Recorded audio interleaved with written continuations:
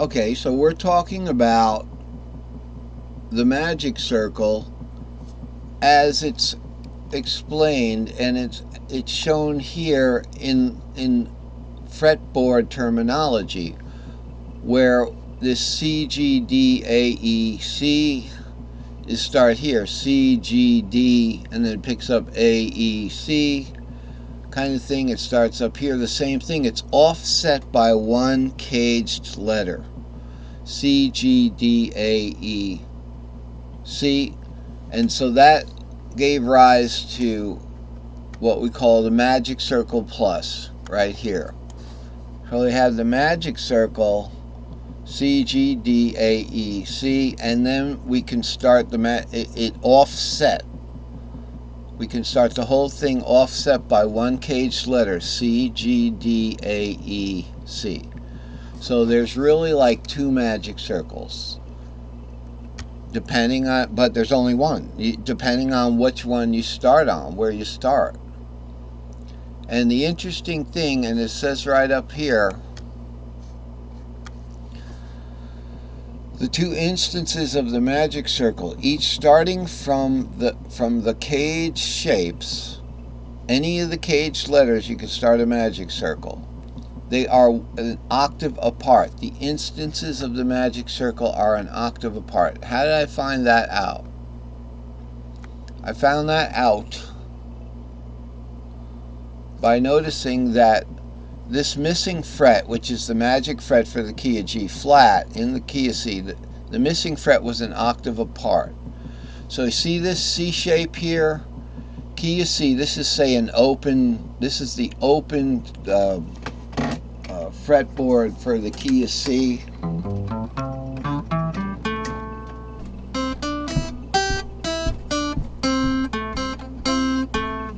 Alright, that would be right there.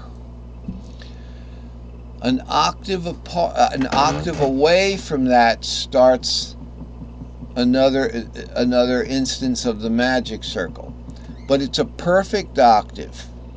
Okay, it looks easy. Hey, of course, look, that's an octave. There's the shape. That's an octave. There's a shape. But it isn't quite as easy as it isn't quite as obvious as it looks. That's what I'm saying.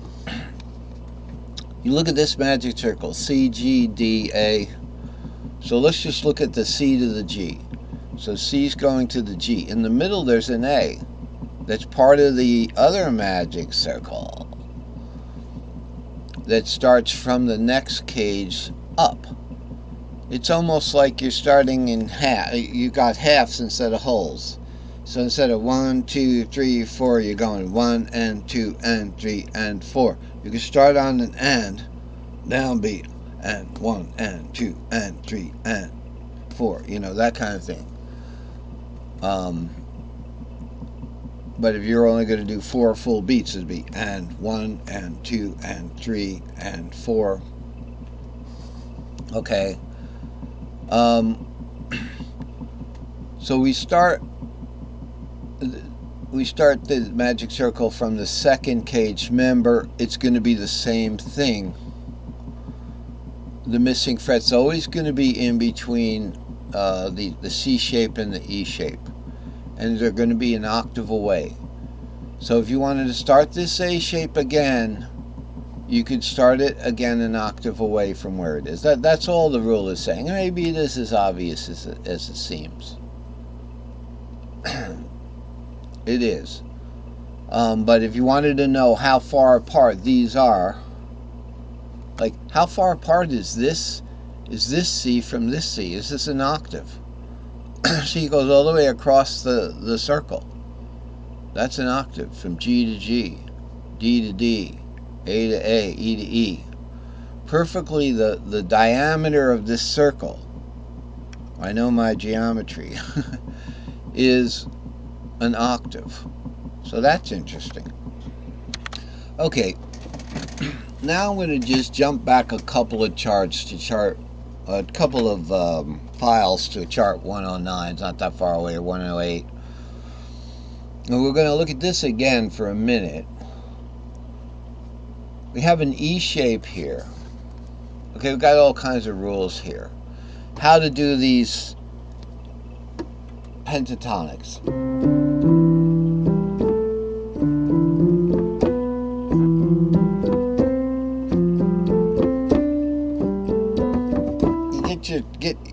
You get the feeling like you're cranking your way through this thing. I just can't wait until that one note gets to where it's going, you know, as opposed to doing it like this.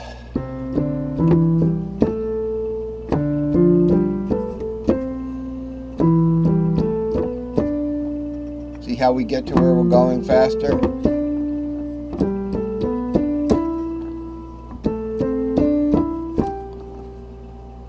Alright. Pentatonic, you get up the scale faster. You know, you don't have the 4th and the 7th. I'm gonna get there someday. So we don't want to use the Hammond mush method. I call that the mush method. Takes forever, right? The second method is to play the pentatonic inversions of the root Ionian starting from the 2nd, 3rd, 6th minor. Why? Because Dorian and Phrygian are not relative sixths. Okay, so that's an interesting thing, because what I just played before, that faster method, here I'm going to play the 2nd as the 6th of the 4th. I'm going to play the 3rd as the 6th of the 5th. Okay, and then we just do regular Lydian, the 4th and the 5th. And then the 6th as the 6th of the root. That's okay. But this is saying, no, don't do that. Play pentatonic inversion of Ionian. So that's what the basic cage system is. It's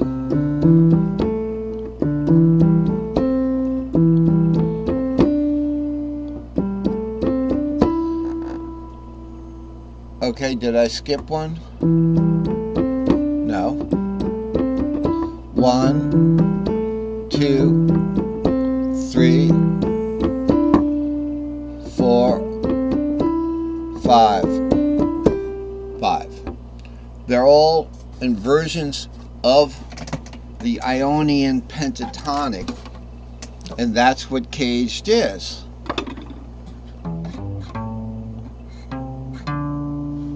Okay, that's the C. We've got start on the E shape would be better, but starting on the C note, the note that starts on root is the E shape, so we can do it in like F would be. All right, the second would be. The third would be. Okay, and then the we've got to jump to the 5th. 5th of F is C.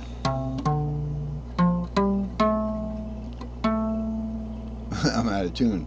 And the 6th would be